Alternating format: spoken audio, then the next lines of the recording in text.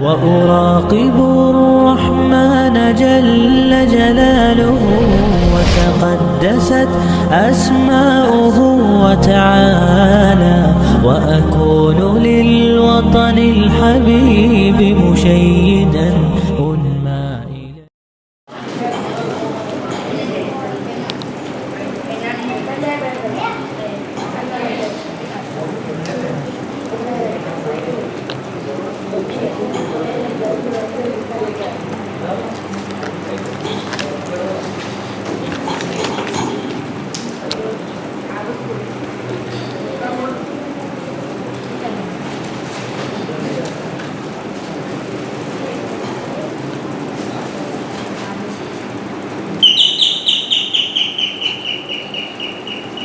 إن الحمد لله نحمده ونستعينه ونستغفره ونعوذ بالله من شرور أنفسنا ومن سيئات أعمالنا من يهده الله فلا مضل له ومن يضلله فلا هادي له وأشهد أن لا إله إلا الله وحده لا شريك له وأشهد أن محمدا عبده ورسوله أما بعد قال الله تبارك وتعالى في القرآن المجيد والفرقان الحميد وذكر فإن الذكرى تنفع المؤمنين. سامعین اکرام، عزیز بچوں اور دوستوں، جیسا کہ آپ لوگوں کو معلوم ہے کہ آج اس وقت ہم لوگ مسجد عباد الرحمن میں ایک تربیتی پروگرام کے تعلق سے جمع ہوئے ہیں، اکٹھا ہوئے ہیں. مقصد اس پروگرام کے قائم کرنے کا یہ ہے کہ جو دین سے جہالت پائی جاتی ہے، دین کے بارے میں، اسلام کے بارے میں، نماز کے بارے میں جو ہمارے بچوں کے اندر علم موجود نہیں ہے یا ہمارے نوجوان دوستوں کے اندر علم موجود نہیں ہے، اس کے بارے میں کچھ باتیں آپ کے سامنے پیش کی جائیں. اس سے پہلے ہفتے میں یعنی سنڈے کو آپ کے سامنے نماز کے شرائط کے تعلق سے چند باتیں جو کہ بہت مفید باتیں تھیں وہ آپ کے سامنے پیش کی گئی تھی. آج انشاءاللہ آپ کے سامنے نماز کے جو ارکان ہیں ان کو یکے بعد دیگرے آپ کے سامنے پیش کرنے کی کوشش کروں گا، اور یقیناً یہ بہت اہم چیزیں ہیں. بہت سارے ہمارے بھائی ہیں جن کی عمر کافی ہو چکی ہے، جو بڑھاپے کی عمر کو پہنچ چکے ہیں، یا ہمارے نوجوان دوست ہیں جو 20 سال یا اس سے اوپر پہنچ چکے ہیں، ان کو بھی اس کے بارے میں جانکاری نہیں ہے. اگر سوال کر لیا جائے، پوچھ لیا جائے تو 100 میں 10% یا 5% لوگ ملیں گے جو اس کا جواب دے سکتے ہیں. تو یقیناً یہ بہت ہی جامع محفل ہے اور بہت ہی عمدہ باتیں آپ کے سامنے پیش کی جائیں گی. اس لیے میں آپ سے چاہتا ہوں کہ آپ اپنی جگہ پر خاموشی کے ساتھ بیٹھیں اور جو بھی باتیں پیش کی جائیں اس کو اپنے مائنڈ میں، اپنے دماغ میں بٹھانے کی کوشش کریں. تو آئیے سب سے پہلے چلتے ہیں جو اس سے پہلے درس میں آپ کے سامنے پیش کیا گیا تھا، نماز کے شرائط کے تعلق سے اسی پر گفتگو کرتے ہیں اور دیکھتے ہیں کہ ہمارے کن کن بچوں کو نماز کے شرائط کے تعلق سے جو 9 شرطیں میں نے پیش کیا تھا وہ یاد ہیں یا یوں ہی اپنے دماغ سے نکال دیے ہیں. تو سب سے پہلے میں چاہتا ہوں کہ بلیک بورڈ پر لکھ دیا جائے اور آپ لوگ اس کو نوٹ کر لیجئے، ایک ایک کر کے لکھ لیجئے. پھر اس کے بعد کاپی کو بند کرنے کے بعد ہر کوئی اس کا جواب دے گا. دیکھتے ہیں کہ کتنے لوگوں کے ذہن و دماغ کے اندر ہے. تو سب سے پہلے میں لکھنے کے لیے ذیشان کو کہتا ہوں کہ آپ آئیں اور ایک ایک کر کے لکھیں. ہاں، نماز کے شروط، نماز کی کتنی شرطیں ہیں اس کو آپ کو لکھنا ہے. 9 شرطیں ہیں. ماشاءاللہ، کھڑے ہو جاؤ بیٹا. سامنے آ کر کے بتاؤ 9 شرطیں جو ہیں آپ ان کو بتائیے، اور آپ کے بڑے بھائی ذیشان صاحب لکھنے کے لیے تیار ہیں۔ ہاں چلیے بولیے، ایک منٹ۔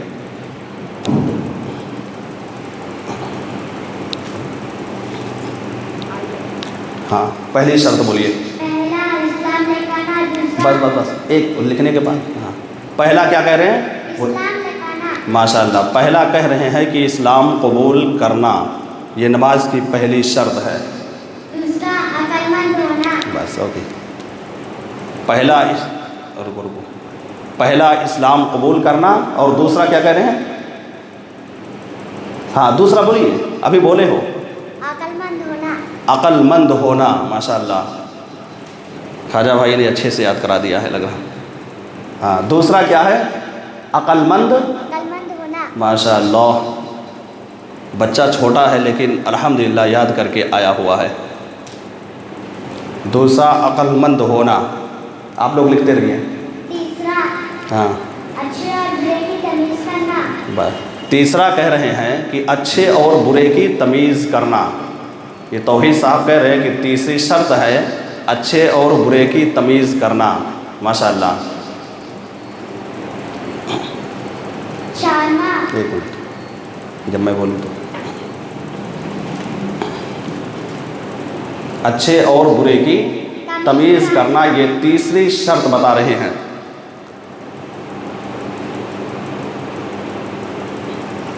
اب چوتھی شرط بولیے توحید۔ باوضو رہنا، باوضو ہونا، آگے پیچھے ہوگا کوئی مسئلہ نہیں۔ چوتھی شرط بتا رہے ہیں کہ باوضو ہونا۔ باوضو کا مطلب وضو کر کے آنا، اب بے وضو کا مطلب وضو کا نہ ہونا، تو باوضو بولے ہو، ماشاء اللہ، بہت اچھی بات ہے۔ باوضو ہونا یہ چوتھی شرط ہے۔ ہاں پانچواں اچھے اور برے کی وہ ہو گیا۔ ہاں پانچویں شرط بولیے، باوضو ہونا، اس کے بعد نیت کرنا، چلیے نیت کرنا، ماشاء اللہ، پانچویں شرط کہہ رہے ہیں نیت کرنا۔ دیکھتے ہیں گاڑی کہاں تک چلتی ہے آپ کی، ماشاء اللہ، 5 تک تو پہنچ گئے ہیں۔ پانچویں شرط بتا رہے ہیں نیت کرنا، ہر کوئی لکھتا رہے۔ پانچویں شرط دل میں نیت کرنا، زبان سے کہنا نہیں بلکہ دل میں نیت کر لیا کافی ہو گیا۔ اب یہ نہیں کہنا کہ میں نماز پڑھنے جا رہا ہوں، یہ فلاں فلاں چیز ہے، کچھ نہیں کہنا، خالی دل میں نیت کرنا۔ تو یہ پانچویں شرط توحید نے بتایا کیا ہے؟ دل میں نیت کرنا۔ اب اور آگے بڑھیے چھٹی شرط کی طرف۔ ہاں دل میں نیت کرنا، شرمگاہ کو ڈھانپنا، ارے ماشاء اللہ، شرمگاہ کو ڈھانپنا، یہ چھٹی شرط بتا رہے ہیں۔ شرمگاہ کو ڈھانپنا۔ اچھا اب ایک سوال پیدا ہوتا، عورتیں کہاں تک ڈھانپیں گی؟ کہاں تک؟ پورا نیچے تک ایک دم مکمل، بلکہ یہ سمجھو کہ اگر زمین میں لگتا ہے تو کوئی حرج نہیں۔ اور مرد حضرات یہاں تک مان کر چلو، گھٹنوں سے اور نیچے جائیے جتنا کم سے کم، ٹھیک ہے۔ تو چھٹی شرط انہوں نے کہا شرمگاہ کو ڈھانپنا۔ 6 ہو گیا ہے، 6 3 9، ابھی 3 بچا ہوا ہے۔ چلیے 7ویں شرط بتائیے۔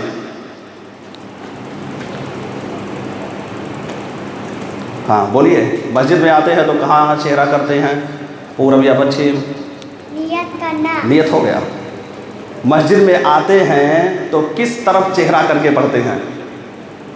قبلے کی طرف، ارے ماشاء اللہ، پکڑ لیے، قبلے کی طرف رخ کرنا۔ کیا ہے؟ قبلے کی طرف رخ کرنا، یہ 7ویں شرط۔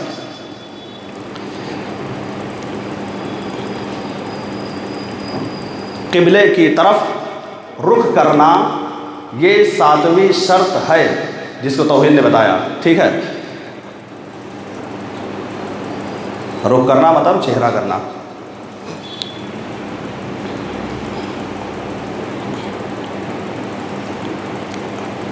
اب کیا بچا؟ 8ویں شرط۔ ہاں 8ویں شرط کیا ہے؟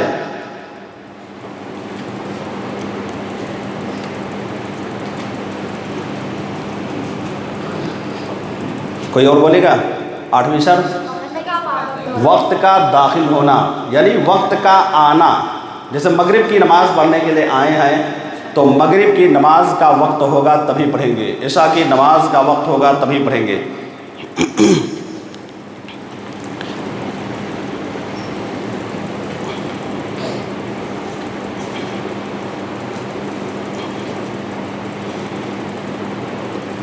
اب اس کے بعد کیا بچا؟ گندگی سے پاک صاف رہنا. گندگی سے پاک صاف رہنا. تو یہ کتنی شرطیں ہو گئی؟ اور یہ کس کی شرط ہیں؟ اسلام قبول کرنے کی، اسلام قبول کرنے کی، ایمان لانے کی کس کی شرطیں ہیں؟ ماشاء اللہ، نماز کے شرائط ہیں. الحمدللہ. دیکھو توحید نے بہت ہی بہتر جواب دیا، مطلب کہ 8 انہوں نے ترتیب وال گناتے ہوئے پیش کر دیا، جس کو ہمارے ذمہ داران نے خوش ہو کر کے 100 روپیہ انعام دے رہے ہیں. اللہ تعالیٰ اور مزید آپ کے علم میں اضافہ فرمائے اور محنت کرنے کی توفیق عطا فرمائے. ماشاء اللہ، جزاک اللہ خیر واصل جزا. تو یہ نماز کی شرطیں تھیں جس کو آپ کے سامنے پیش کیا گیا. چلیے الحمدللہ، نماز کے شرائط کے تعلق سے جو باتیں بیان کی گئی تھی وہ بورڈ میں لکھ دیا گیا ہے، اور ساتھ ہی ساتھ الحمدللہ کافی بچوں کو یاد بھی ہے. جن کو تھوڑا کم یاد ہے وہ کوشش کر کے اور اچھے سے یاد کر لیں، ہے نا.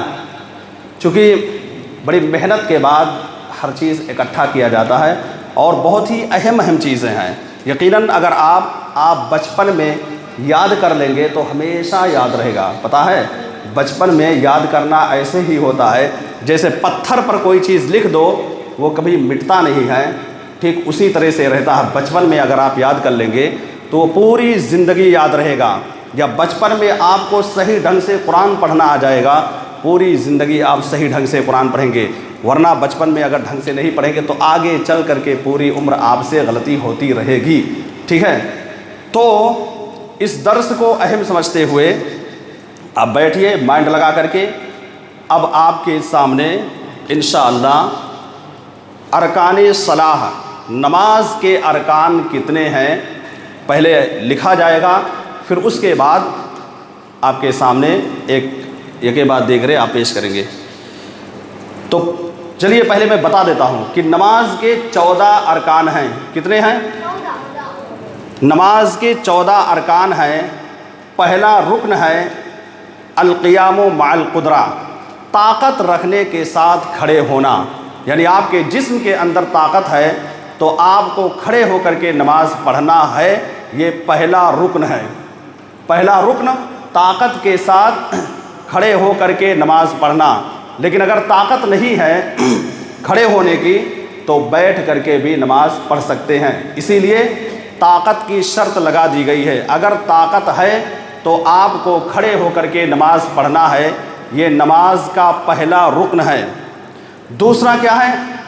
تکبیرۃ الاحرام، تکبیر تحریمہ. تکبیر تحریمہ معلوم نا؟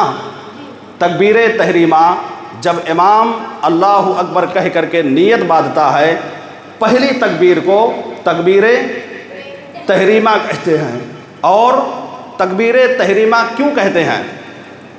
اس لیے کہ تکبیر تحریمہ کا مطلب یہ ہوتا ہے آپ نے اس سے پہلے جو کچھ کیا یا جو کچھ کر رہے تھے بات چیت کرنا، اب سب کچھ بند ہو گیا اور اب آپ کو نماز میں کھڑے ہو کر کے نماز کے سارے ارکان کو، ساری دعاؤں کو پڑھنا ہے.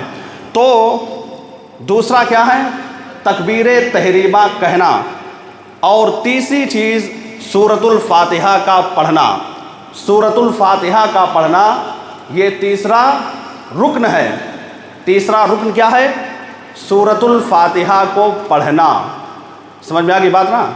تیسری شرط سورۃ الفاتحہ کو پڑھنا. اور چوتھا رکن ہے رکوع کرنا. رکوع کرنا معلوم نا؟ رکوع میں جانا، رکوع کرنا یہ چوتھا رکن ہے. اور پانچواں رکن والرفع منہ، رکوع سے سر کو اٹھانا. رکوع سے سر کو اٹھانا یہ پانچواں رکن ہے. کتنا ہو گیا؟ پانچواں رکن ہے رکوع سے سر کو اٹھانا. اور چھٹا رکن ہے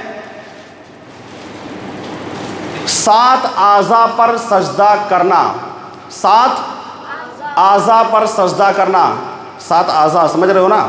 7 اعضاء کا مطلب یہ ہوا دونوں ہاتھ دونوں گھٹنا. کتنا ہوا؟ 4 ہو گیا نا. اور دونوں پیر 4 2 6 ہوا نا.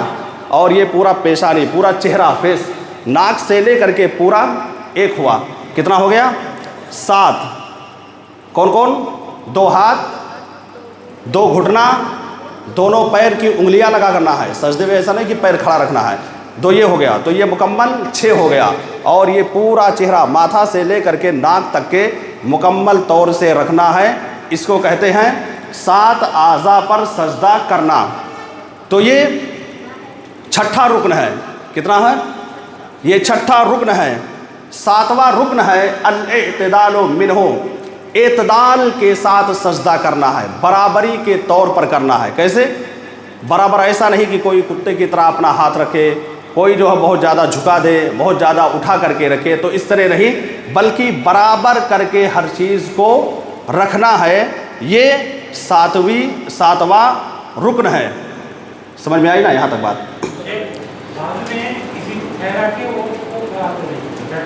ابھی کراتے ہیں, ابھی تھوڑا ابھی بتا رہے ہیں. اور 8واں رکن ہے دونوں سجدوں کے درمیان میں بیٹھنا. ایک سجدہ کرنے کے بعد آپ جو بیٹھتے ہیں اس کو یہ بھی رکن میں داخل ہے.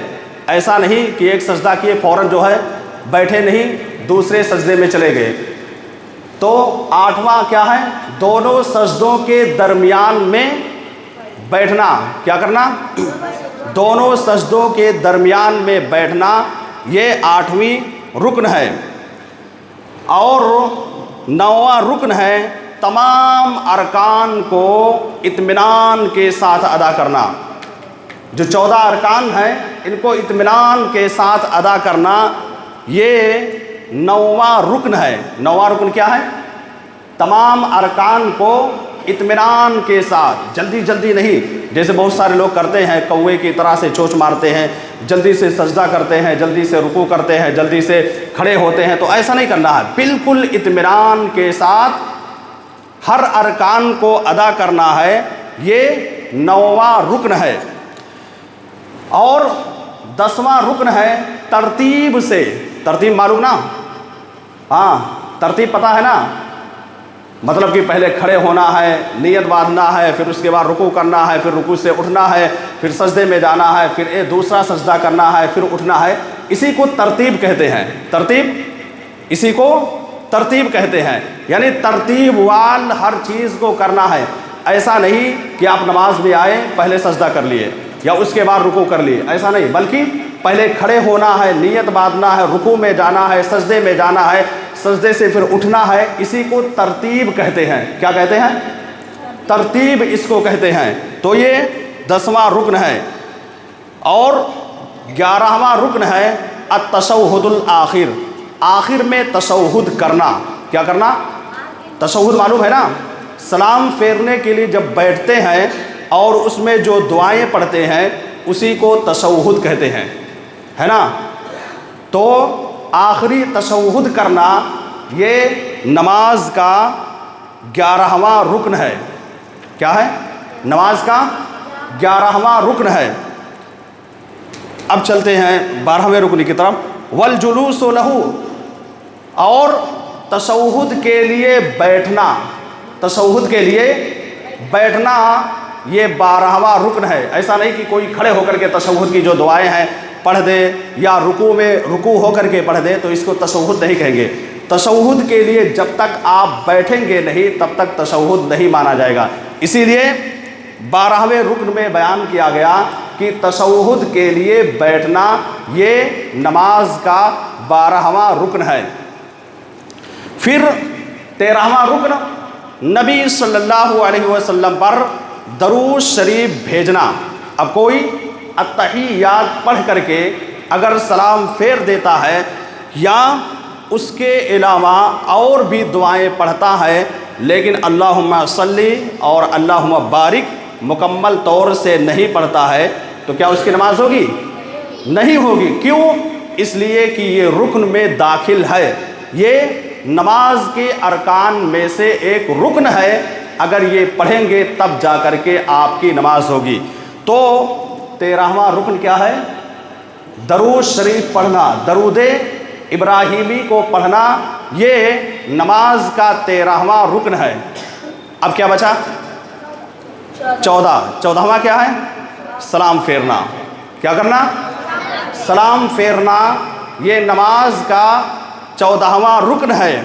تو پتہ یہ چلا کہ نماز کے 14 ارکان ہیں۔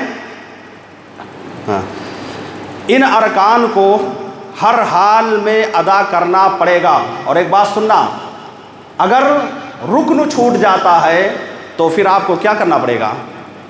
سجدے سے کرنا پڑے گا یا رکعت کو پورا کر کے سجدے سے کرنا پڑے گا؟ کیا کرنا پڑے گا؟ سنو، اس کا طریقہ یہ ہے کہ اگر رکن چھوٹتا ہے، یہ 14 رکن ہے، 14 رکن میں سے اگر کوئی چھوٹ جاتا ہے اور آپ کو چاہے جان کر کے یا غلطی سے بیچ میں آپ کو پتہ چل گیا یا کسی نے باخبر کر دیا، بتا دیا، تو آپ کو وہ رکعت پورا کرنا پڑے گا جس رکعت میں چھوٹا ہے۔ جیسے کسی کا رکوع چھوٹ گیا، کسی کا سجدہ چھوٹ گیا، ٹھیک ہے، تو ایسے بھی کیا ہے، آپ کو دوبارہ وہ رکعت پڑھنا پڑے گا اور پڑھنے کے بعد پھر سجدہ سہو کرنا پڑے گا۔ سمجھ میں آیا نا؟ تو اگر ارکان چھوٹتے ہیں تو ارکان کے چھوٹنے پر آپ کو رکعت پورا کرنے کے بعد سجدہ سہو کرنا پڑے گا، ٹھیک ہے۔ چلیے اب ایک ایک کر کے میں 14 لکھاتا ہوں۔ نماز کے 14 ارکان ہیں، ان میں سے پہلا کیا ہے؟ کھڑے ہونا، قدرت رکھنے کے ساتھ۔ اگر آپ کے جسم میں طاقت ہے تو آپ پر واجب ہے کہ آپ کھڑے ہو کر کے نماز پڑھیں، یہ نماز کا پہلا رکن ہے۔ لیکن اگر کوئی مریض ہے، بیمار ہے، تو وہ بیٹھ کر کے، لیٹ کر کے، آنکھوں سے کے اشارے سے پڑھ سکتا ہے۔ معلوم ہے نا حدیث؟ اگر کوئی نہیں کھڑا ہو سکتا ہے تو بیٹھ کر، لیٹ کر، آنکھوں کے اشارے سے پڑھ سکتا ہے۔ لیکن اگر کسی کے اندر طاقت ہے تو ہر حال میں اس کو کھڑے ہو کر کے پڑھنا پڑے گا۔ کھڑے ہو کر نا، تو یہ نماز کا پہلا رکن ہے۔ اب دوسرا رکن ہے تکبیر کہنا، اللہ اکبر کہیے، اللہ اکبر کہنا۔ یہ اللہ اکبر کہنا کیا ہے؟ نماز کا دوسرا رکن ہے۔ نماز کا دوسرا رکن ہے اللہ اکبر کہنا۔ کیا کہنا؟ اب یہیں پر تھوڑا اور بتاتا ہوں۔ اللہ اکبر کہنے کے لیے جو ہاتھ اٹھاتے ہیں وہ ہاتھ کہاں تک اٹھائیں گے؟ ایک تو کندھے تک اٹھائیں گے اور دوسرا کان کی لو تک اٹھائیں گے، دونوں ہے۔ کندھوں تک بھی اٹھا سکتے ہیں اور کان کی لو تک، وہ بہت اوپر نہیں لے کر جانا ہے، ٹھیک ہے، یہاں تک اور کان کی لو تک۔ یہ بات سمجھ میں آئی؟ اور ایسا بھی نہیں گول کر کے ایسے کرتے ہیں نا بہت سارے لوگ، تو ایسا نہیں کرنا ہے، جیسے جی شان کیجیے، ہاں بالکل ایسے، سمجھ میں آ گئی نا؟ تو دوسرا رکن کیا ہے؟ تکبیر تحریمہ۔ پہلی تکبیر کو تکبیر تحریمہ کہتے ہیں۔ کیا کہتے ہیں؟ تکبیر تحریمہ پہلی تکبیر کو کہتے ہیں، اور یہ رکن ہے، اگر کوئی نہیں کرتا ہے تو اس کی نماز نہیں ہوگی۔ اب جو لوگ بعد میں آتے ہیں اور سجدے میں امام رہتے ہیں، رکوع میں رہتے ہیں اور ڈائریکٹ بیٹھ جاتے ہیں، کیا ان کی نماز ہوگی؟ نہیں ہوگی۔ کیوں؟ اس لیے کہ انہوں نے تکبیر تحریمہ نہیں کہا۔ تو جب بھی آپ کی رکعت چھوٹ گئی ہو، امام پڑھا رہے ہوں، آپ مسجد کے اندر داخل ہو تو اللہ اکبر کہہ کر کے، اگر سجدے میں ہے تو سجدے میں جانا ہے، رکوع میں ہے تو رکوع میں جانا ہے، نیت نہیں بننا کہ اللہ اکبر کہنے کے بعد نیت بننا ہے نا، کچھ لوگ باتے ہیں۔ تو اللہ اکبر کہنے کے بعد جس حالت میں امام ہے، رکوع میں ہے تو رکوع میں چلے جاؤ، سجدے میں ہے تو سجدے میں جاؤ، تشہد میں ہے تو تشہد میں چلے جاؤ، جس حالت میں ہے ویسی حالت میں چلے جانا ہے، ٹھیک ہے۔ لیکن تکبیر تحریمہ کہنا ہے۔ اور تکبیر تحریمہ کیوں کہا جاتا ہے؟ کہ ابھی نماز سے پہلے جو چیز ہمارے لیے حلال تھی، بات کرنا یا اور کھانا پینا، ساری چیزیں حلال تھی نا، اب حرام ہو گئی ہیں۔ تکبیر تحریمہ کا مطلب یہ کہ اب ہم نے اللہ اکبر کہہ دیا، اب اس باہر کی ساری چیزیں ہمارے اوپر حرام ہو گئی ہے، اب ہم نہیں کر سکتے ہیں۔ کب تک؟ جب تک کہ نماز سے فارغ نہ ہو جائیں۔ تو یہ دوسرا رکن ہے تکبیر تحریمہ کہنا۔ تیسرا کیا ہے؟ سورۃ الفاتحہ کا پڑھنا۔ کیا ہے؟ سورۃ الفاتحہ کب پڑھا جائے گا؟ رکوع کے بعد یا رکوع سے پہلے؟ رکوع سے پہلے یا بعد میں؟ تیز بولو جی، آواز نکالو تاکہ لگے کہ ہاں۔ رکوع سے پہلے کیا پڑھنا ہے؟ سورۃ الفاتحہ۔ اب اگر کوئی چھوڑ دیتا ہے تو کیا اس کی نماز ہوگی؟ نہیں ہوگی۔ اس لیے ہر حال میں سورۃ الفاتحہ پڑھنا ہے، جیسا کہ نبی نے کہا لا صلاۃ لمن لم یقرأ بفاتحۃ الکتاب، اس آدمی کی نماز نہیں ہوگی جس نے سورہ فاتحہ نہیں پڑھا۔ تو پتہ یہ چلا کہ سورہ فاتحہ چاہے ہم اکیلے پڑھیں یا امام کے پیچھے پڑھیں، چاہے ظہر عصر کی نماز ہو یا مغرب عشاء فجر کی نماز ہو، امام پڑھ رہا ہے، آپ کو اس کے پیچھے پڑھنا ہے۔ سورہ فاتحہ ختم ہو جائے، آپ امام صاحب کیا پڑھ رہے ہیں کھڑے ہو کر کے آپ سنتے رہیے، ٹھیک؟ تو ہر حال میں سورہ فاتحہ پڑھنا ہے۔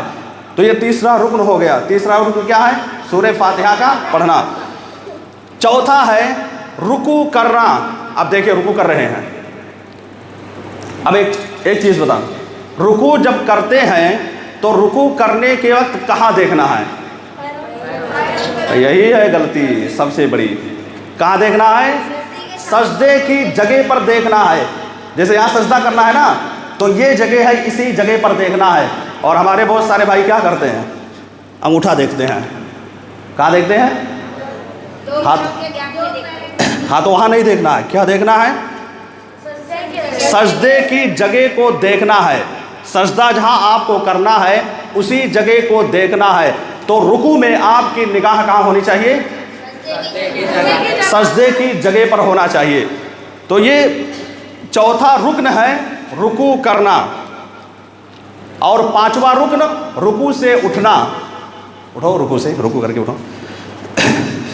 اب یہ سمیع اللہ لمن حمدہ کر کے اٹھ رہے ہیں، رکوع سے اٹھنا۔ تو رکوع سے اٹھنے کے بعد کھڑے ہو جانا ہے، ٹھیک سے دعا پڑھنا، ایسا نہیں کہ فوراً چلے جانا ہے۔ تو یہ بھی رکن ہے۔ اب بہت سارے لوگ کیا کرتے ہیں نا، معلوم ہے نا، دیکھتے ہو، آئے رکوع سے اٹھے سمیع اللہ لمن حمدہ فوراً چلے گئے، تو ایسی نماز نہیں ہوتی ہے۔ یہ بھی رکن ہے، رکوع کے بعد اٹھنا اطمینان کے ساتھ۔ اور جو دعا نبی صلی اللہ علیہ وسلم سے ثابت ہے، کون سی دعا ہے؟ ربنا ولک الحمد حمدا کثیرا طیبا۔ ہاں تو اس کو پڑھنا ہے۔ تو اگر کوئی فوراً چلا جائے گا، نہیں پڑھے گا، تو کیا اس کا ہوگی نماز؟ نہیں ہوگی نا۔ تو رکوع سے اٹھنے کے بعد اطمینان سے آپ کو یہ دعا پڑھنا ہے۔ اور چھٹی چیز ہے 7 اعضاء پر سجدہ کرنا۔ اب آپ کو دکھا رہے ہیں 7 اعضاء پر سجدہ کرنا۔ 7 کیسے ہو گئے؟ کوئی بتائے گا؟ بلال 7 بتاؤ، 7 اعضاء کیسے ہوئے؟ ہاں بولی۔ دو ہاتھ، 2 گھٹنے۔ ہاں یہ پیچھے کے 2 پیر ہو گئے، 2 گھٹنا ہو گیا، 4 ہو گیا نا، 2 ہاتھ ہو گیا نا، 6 ہو گیا، 7 پورا فیس ناک تک داخل ہے۔ یہ 7 اعضاء ہوا۔ 7 اعضاء پر سجدہ کرنا اسی کو کہتے ہیں، جیسا کہ جیشان صاحب کا وہ دونوں ایک ہے، ناک بھی چہرے کا حصہ ہے پورا یہاں سے۔ اب کوئی اگر آتا ہے ماتھا خالی رکھتا ہے اور ناک کو اٹھا کر کے رکھتا ہے، کیا اس کی نماز ہوگی؟ ہاں نہیں۔ کیوں؟ اس لیے کہ پورے کو رکھنا ہے، ماتھا کو بھی رکھنا ہے اور پھر ناک کو بھی رکھنا ہے۔ تو 7 اعضاء پر سجدہ کرنا، اور اسی کا حصہ ہے اعتدال کے ساتھ۔ دیکھو برابر کر رہے ہیں نا، اسی کو اعتدال کہتے ہیں۔ اب ایسا نہیں کچھ لوگ ایسے ہیں بالکل جھک جائیں، جھک کر دکھاؤ تو ایک دم ہاتھ ایک دم جھکا کر نیچے ایسے بیٹھو، نہیں جیسے کچھ لوگ کرتے ہیں نا کتے کیسے، ہاں تو اس طرح نہیں کرنا، بلکہ اس کو کھڑا کرنا ہے، تھوڑا ٹائٹ کر کے رکھنا، ہاں تو اسی کو اعتدال کہتے ہیں، ٹھیک ہے۔ تو 7واں رکن ہے اعتدال کے ساتھ کرنا۔ اب 8واں ہے دونوں سجدوں کے درمیان میں بیٹھنا۔ ایک سجدہ کرو، اب اٹھیے، اسی کو کیا کہتے ہیں؟ دونوں سجدوں کے درمیان میں بیٹھنا، پھر جائیے سجدے میں۔ یہ کیا ہے؟ یہ بھی نماز کا ایک رکن ہے، دونوں سجدوں میں کے درمیان میں بیٹھنا، ایک سجدہ کرنے کے بعد اٹھنا اور پھر دوسرے سجدے کے لیے جانا، تو اس درمیان میں جو بیٹھے ہیں اسی کو کہتے ہیں دونوں سجدوں کے درمیان میں بیٹھنا، اور یہ رکن ہے۔ اگر آپ اس طرح نہیں پڑھیں گے تو نماز نہیں ہوگی۔ اب کوئی ایک سجدہ کیا اور ابھی سجدے سے جیسے اٹھایا پھر چلا گیا، فوراً بیٹھا نہیں پھر چلا گیا، تو کیا ہو جائے گی؟ ہو جائے گی نا؟ دو سجدہ کر رہا ہے نا دو سجدہ، کیا چھوٹا؟ بیٹھنا چھوٹ گیا ہے، دونوں سجدوں کے درمیان میں اس کا بیٹھنا چھوٹ گیا ہے، تو جب بیٹھنا چھوٹ جائے گا تو نماز نہیں ہوگی۔ تو یہ 8واں رکن ہے۔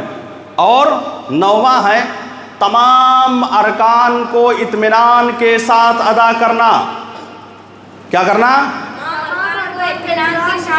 بھائی رکوع کر رہے ہیں تو اطمینان کے ساتھ رکوع کرنا ہے، کھڑے ہیں تو اطمینان کے ساتھ کھڑے ہونا ہے، رکوع سے اٹھ رہے ہیں تو اطمینان کے ساتھ اٹھنا ہے، رکوع کے بعد کھڑے ہیں تو اطمینان کے ساتھ کھڑے ہونا ہے، سجدہ کر رہے ہیں تو اطمینان کے ساتھ کرنا ہے، دونوں سجدوں کے درمیان بیٹھے ہیں تو اطمینان کے ساتھ بیٹھنا ہے، تشہد میں بیٹھے ہیں تو اطمینان کے ساتھ بیٹھنا ہے۔ اسی کو کہتے ہیں تمام ارکان میں اطمینان کے ساتھ ہر چیز کو ادا کرنا۔ آگے سمجھ میں بات؟ تو 9واں رکن ہے تمام ارکان کو اطمینان کے ساتھ ادا کرنا۔ اب اگر کوئی اطمینان کے ساتھ نہیں ادا کرتا ہے، جلدی جلدی کرتا ہے، تو کیا نماز ہوگی؟ نہیں ہوگی۔ اب کہتے ہیں 10واں کیا ہے؟ ترتیب کے ساتھ۔ ترتیب معلوم ہے نا بھائی؟ پہلے تکبیر تحریمہ، پھر اس کے بعد رکوع، پھر رکوع سے اٹھنا، پھر سجدے میں جانا، 2 سجدہ کرنا، تشہد کرنا، اسی کو ترتیب کہتے ہیں۔ کیا کہتے ہیں؟ ترتیب کہتے ہیں۔ اب اگر کوئی الٹا کرے، پہلے سجدے میں جائے، سجدے سے اٹھ کر کے رکوع میں جائے، رکوع سے اٹھ کر کے نیت باندھے، نیت باندھ کر کے پھر جو ہے رکوع میں جائے، تو کیا ہو جائے گا؟ نہیں ہوگی نماز۔ تو ترتیب کو باقی رکھتے ہوئے نماز ادا کرنا ہے، ترتیب کو باقی رکھتے ہوئے نماز ادا کرنا ہے۔ تو یہ 10واں رکن ہے۔ اب والتشہد الآخر، آخری تشہد میں بیٹھنا۔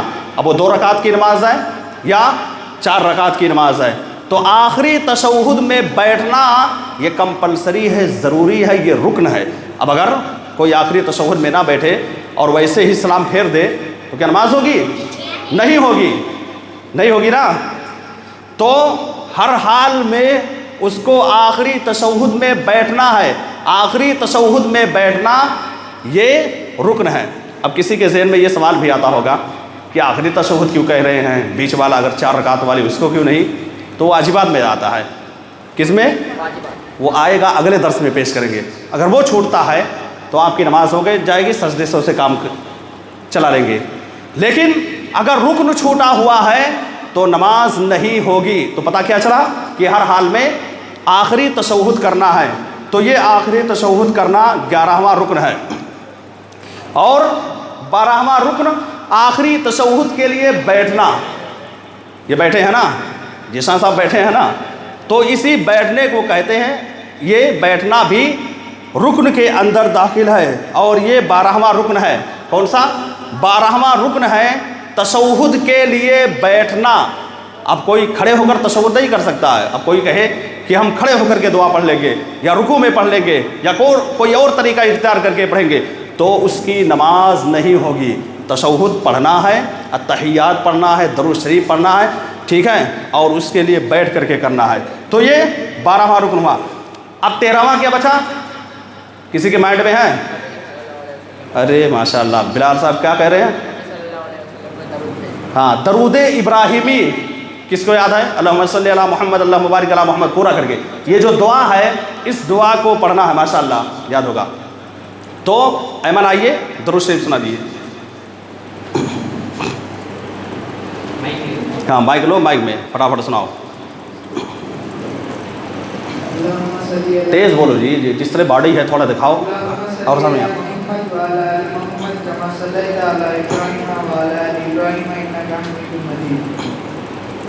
دونوں ہے جی، اللہم صلی ہو گیا، اللہ مبارک ہو گیا، دونوں پڑھو گے تب جا کر ہوگا نا۔ اللہ مبارک علی محمد وعلی محمد۔ محمد وعلى آل محمد كما صليت على إبراهيم وعلى آل کما بارکتا باركت علی ابراہیم وعلی آل ابراہیم انکا حمید مجید. ہاں عظمت، ڈرنا نہیں چاہیے. مجھے معلوم ہے کہ یاد ہے لیکن ڈر کی وجہ سے شاید کہ بھول گئے ہیں، جبکہ ڈرنا نہیں ہے. آپ لوگ ڈریں گے تب کیسے کام چلے گا. اللهم صل على محمد وعلى آل محمد كما صليت على إبراهيم وعلى آل إبراهيم إنك حميد مجيد. اللهم بارك على محمد وعلى آل محمد كما باركت على إبراهيم وعلى آل إبراهيم إنك حميد مجيد. ہاں ماشاء اللہ. بلال تھوڑا سا بولو آپ بھی.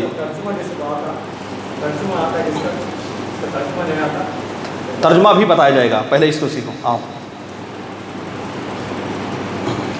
اللهم صل على محمد وعلى آل محمد كما صليت على إبراهيم وعلى آل إبراهيم إنك حميد مجيد. اللهم صل على اللہ مبارک علی محمد وعلی آل محمد. كما باركت على إبراهيم وعلى آل إبراهيم إنك حميد مجيد. اور کس کو یاد ہے؟ توحید. ماشاء اللہ. دیکھو ابھی سناؤ، ترجمہ بعد میں سکھاتے ہیں، پہلے یہ یاد ہونا ضروری. درود شریف یا سامنے سامنے ایسے دیکھو اور درود شریف کیا ہے اس کو پڑھ کر سنا دو. اللهم صل على محمد. ہاں بولو. اللہم صلی علی محمد اللهم صل على محمد وعلى آل محمد كما باركت کما صلیتا. صلی بے صلیتا، بارک میں بارکتا. ہاں اللہم صلی علی محمد وعلى آل محمد كما باركت كما صليت على إبراهيم وعلى آل إبراهيم إنك حميد مجيد. ہاں ایک بچہ ہے اللہ مبارک. چلو کوئی بات نہیں، کل یاد کر کے آؤ، آئندہ جو ہے زبردست سے سنانا اس کو. تو ذوالقرنین یہ بھی سنائیں گے انشاءاللہ. اور جیسان اٹھاؤ اس کو لکھنا ہے. ہاں سامنے سنا. اللهم صل على محمد وعلى آل محمد كما صليت على إبراهيم وعلى آل إبراهيم إنك حميد مجيد. اللهم بارك على محمد وعلى آل محمد كما باركت على إبراهيم وعلى آل إبراهيم إنك حميد مجيد. ماشاء اللہ زبردست. تو نماز کے یہ 13 ارکان ہو گئے ہیں. اب کیا بچا ہوا ہے؟ سلام پھیرنا. برابری ہو گئی، سب ہو گیا. اب کیا بچا ہے؟ سلام پھیرنا. ٹھیک ہے، برابری بیچ میں بولا نا ہے کہ تمام اعضاء کو اطمینان کے ساتھ اعتدال کے ساتھ سب بول دیا. تو یہ کیا ہے؟ سلام پھیرنا نماز کا 14واں رکن ہے. تو ان 14 رکن کو ہر حال میں ادا کرنا ہے. اب چلتے ہیں، 14 رکن کو یہاں پر لکھا جا رہا ہے اور آپ لوگ ان 14 رکن کو لکھ لیجئے.